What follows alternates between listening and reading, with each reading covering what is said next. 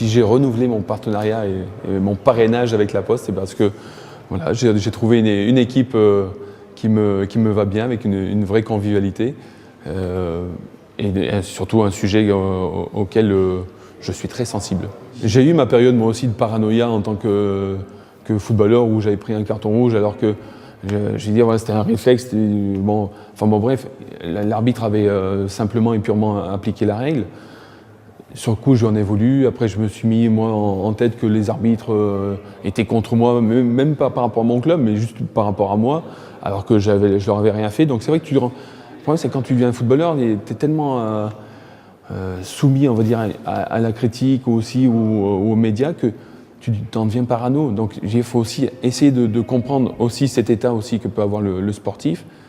Mais nous aussi, nous mettre à la place de l'arbitre, c'est que l'arbitre aussi est jugé à chaque partie, il est jugé, supervisé.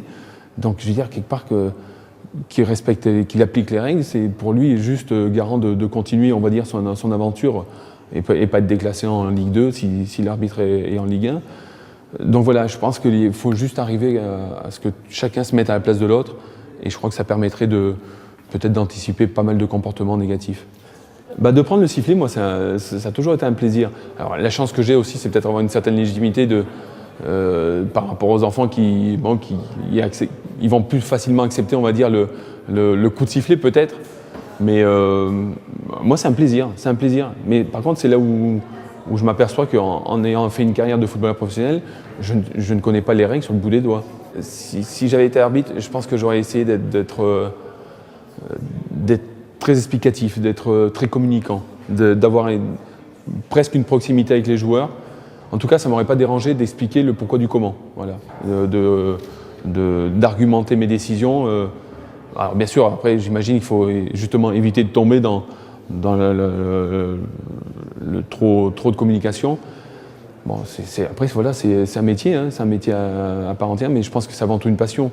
Donc d'avoir un peu cette proximité, d'être capable, par exemple, moi je trouve que les arbitres n'aient pas le droit à communiquer après un match.